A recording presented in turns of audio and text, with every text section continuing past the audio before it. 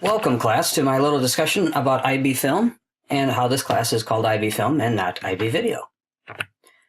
Film versus video. So let's talk a little bit about a distinction that I'm making, which is perhaps a bit artificial, but anyways, a distinction that I think can help us, help you in thinking about your film projects for the film portfolio. So some definitions. I'm defining video for the sake of this discussion as anything that is shot with any camera for any purpose. And I'm defining film as an intentional attempt to make a piece of art of quality that has something to say. So you see the difference. It's not about the equipment. It's not about your skill. It's not about your talent. And it's not about your chosen topic or subject matter.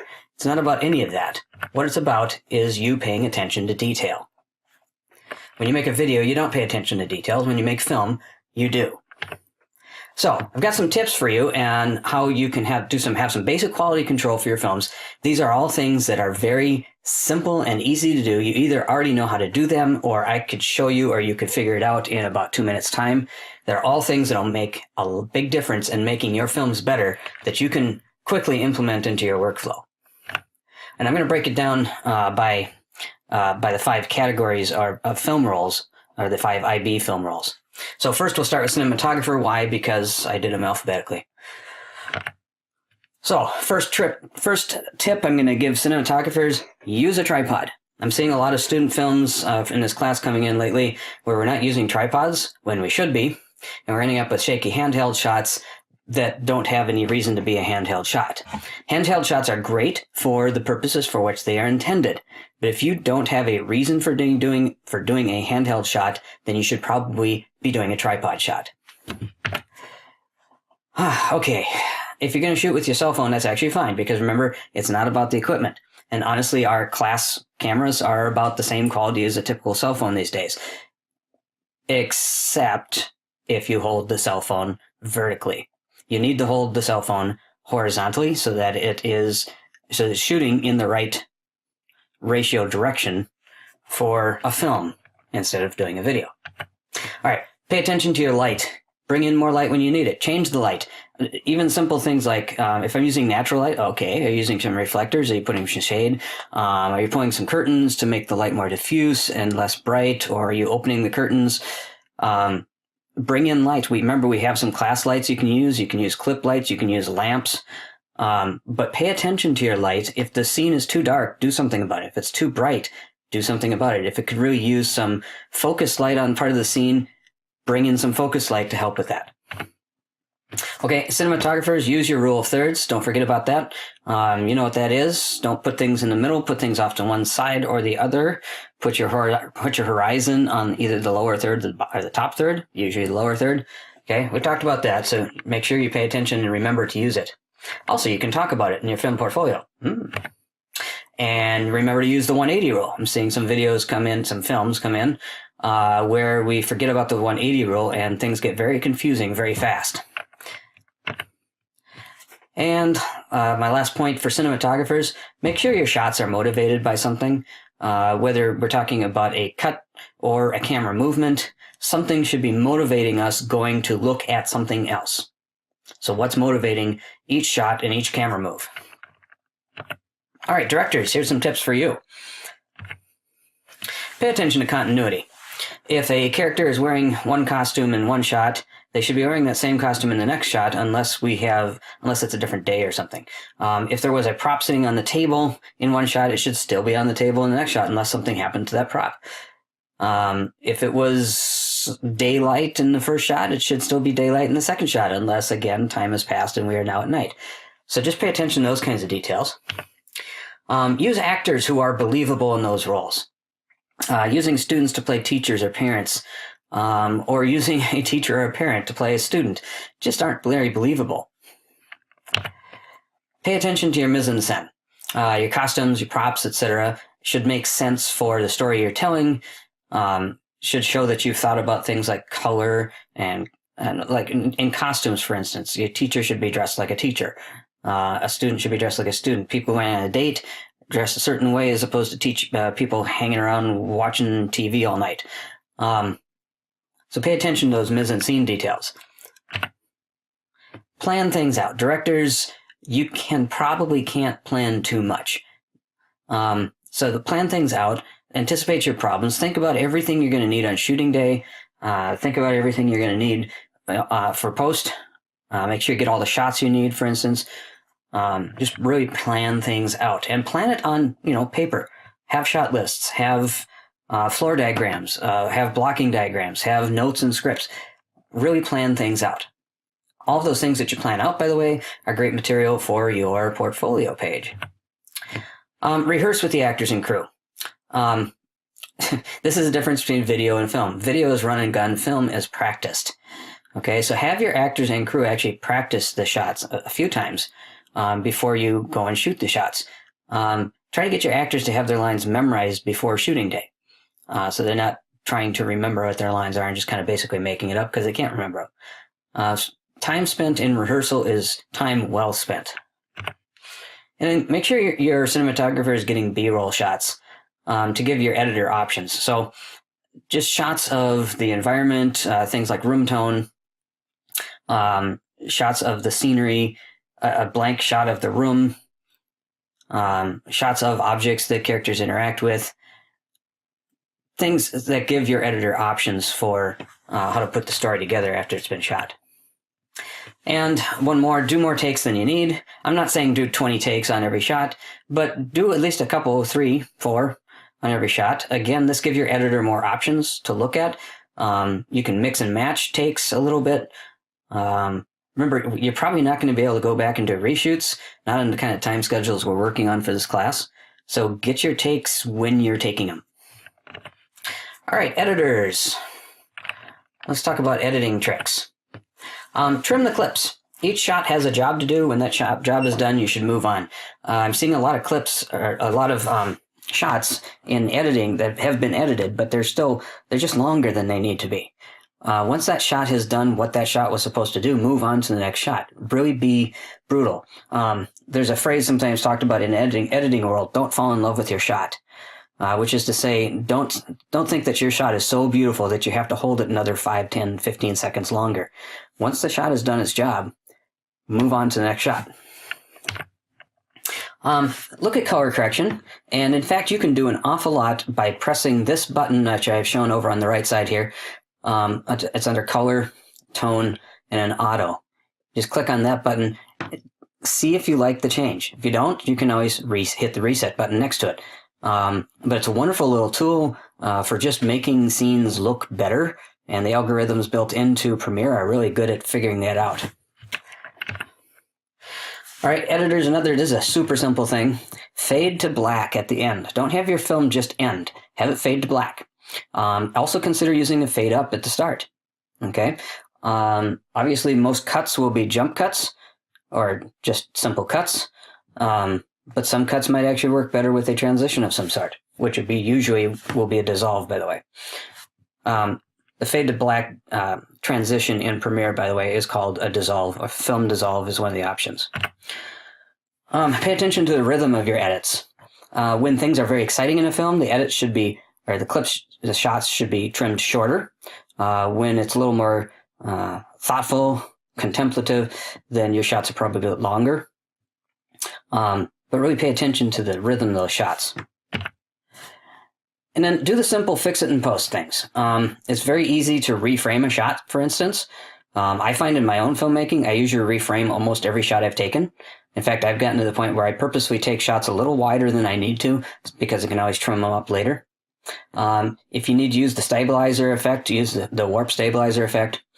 They're simple fix it and post that just can do a lot to improve the quality of the film. They really don't take much time at all once you know how to do them, and I can show you how to do them in a minute for those of you who haven't already figured it out.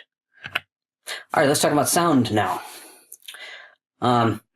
First thing I'm going to say about sound is remember the sound person is responsible for both sound recording and sound editing. So they're kind of a combination of a cinematographer with a microphone and an editor who focuses mostly just on, the sound. And remember, here's another thing about sound.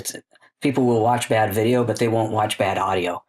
That sounds like a funny way to say that, but if a film sounds terrible, people will just not watch it. And there's my dogs going nuts. Wow, okay, I'm going to thank my dogs there for giving a good example of the effect that sound can have in a film. Anyways, So people will watch bad video, they won't watch bad audio, so make sure it sounds good. Have a soundscape. Sound is very important in film. Something should be happening at all times, sound-wise, generally speaking. If you have silence, make it silence that's there for a purpose. Otherwise, there should be some sound. Now, it doesn't have to be music. A lot of folks kind of overemphasize or overthink about how much they need music in the background. It doesn't need to be music. It can be a lot of different things. But there should be some sound going on. And pay attention to when you need Foley or when you need environmental background and so on, or off-screen voiceovers. Don't use music you didn't make. It's just simply not allowed in IB rules. And it is actually very simple to make simple music if you feel you absolutely must have music. But again, I'm going to emphasize you don't actually need to have music. Built-in mics are crap. I'm just going to leave it at that. Built-in mics are crap. The built-in mic on my computer is crap. That's why I'm using a Zoom right now to record this. The built-in microphone in your phone, the built-in microphone in our cameras, built-in microphones on DSLRs are crap. Use a mic. We have lav mics. We have the little mini shotgun mics. We have the Zooms. Use them.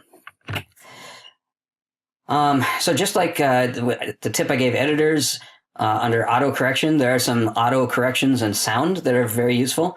I put a screen grab on the right side of the screen here of some examples that under essential sound, you go to the sound and an essential sound, and under clarity, you can see there's an EQ, and you click that and then choose one of the presets. And then there's also an enhanced speech for female or male. Clicking those two things, generally speaking, will do a lot to improve the quality of any audio that you captured in your film, especially of dialogue. Pay attention to your levels. Adjust as needed. As you're watching the sound editor or editor, if you don't have a sound editor, pay attention, listen to your sound as it's going by, and make sure that the sound levels make sense relative to each other and overall, that things aren't too quiet or too soft. I've seen videos where something that happens in the other room and is just a quiet noise sounds just as loud as someone right next to the camera talking and things like that. So you need to make sure that the levels make sense for the reality that you're presenting in the film. And then just like editors should fade out at the end, fade out your sound at the end. Don't just have it stop. And you might want to have it fade in at the beginning of the film as well. There are times when there's exceptions to that rule, but generally speaking, you want things to fade in and fade out. All right, last rule, writer. Okay, biggest tip I'm going to give writers, use either Writer Duet, my favorite, or Celtics, which is a lot of other people's favorite, and that's fine. But use one of those two programs to get your script into the correct format. And then remember, a script for film isn't just dialogue. You also have to describe what's happening. This is the old show, don't tell rule that I talk about in theater a lot, but it applies to film as well. What are your characters doing? What are we looking at? What's the setting? What do the characters look like? A film script is not just the dialogue. It is also the descriptions of actions and of the surroundings. Write a script that can actually be shot with the resources available. The resources you have available to you basically are some rudimentary equipment, absolutely no money, and student actors and occasionally an adult actor. And the easiest location for you is probably either the school or your home. So that's what you've got to work with. So write stories that can be shot with those resources. And then in writing in general, but just in film writing in particular, give your audience something familiar, and then make sure you also give them something unexpected. Which is to say, if the story is so strange, people tend to tune out. But if the story doesn't have any surprises whatsoever, then they are bored. So there's kind of this balancing act that you have to do. Giving audiences something familiar is what the concept of genre is all about. Giving them something unexpected, that's called a plot twist. All right, I want to talk about your film portfolio pages here a little bit. I've noticed on some of the most recent film projects that some people have been kind of blowing off the film portfolio page, part of the assignments, and you've been docked points because of it too. On the film portfolio for the IB assessment, the portfolio pages are half of the points for the IB assessment. Film is the other half. So don't skimp on the portfolio pages. It's literally half your grade. Which is why I've also made it half the points for the film assignments, so that the film assignment grading style matches the IB assessment grading style. Put some serious thought and detail into your portfolio page. Detail. Don't talk in vague terms. Talk specifics. We had lots of challenges. Great. Tell us what the challenges were specifically. Okay? Portfolio page should be about 1 page per minute of film. That's just kind of a guideline, but you get 3 pages per reel, and each reel is 3 minutes. So that's about a page per minute. Portfolio page should include these following items. This is all review, but I'm going to go over it again because it seems like I need to. You should have visual evidence of the work that you did. So it should be pictures. And you should have a discussion of the research you did. What research did you do? What creative exploration did you do, or experimentation did you do? Things I tried that worked and things that I tried that didn't work. What production work did you do? In other words, what did you do? And what were your filmmaker's intentions? The portfolio page rubrics specifically are looking for you to talk about what was your intention? What did I hope to say or do or accomplish with this film? Okay, I'm going to go back to that. So make sure you're discussing all 4 of those things and including visual evidence. If you're giving me like 4 sentences in a portfolio page, you're clearly not doing that. All right, now, in all of the stuff that I've talked about, if you're only going to listen to 3 things, these are the 3 things I want you to listen to. Use a tripod. Use a microphone. Don't skimp on the portfolio page. And pay attention to details. Okay, so that's 4. Hopefully you're paying enough attention to realize that I said 4 instead of 3 there. Thank you very much for your time, and happy filmmaking.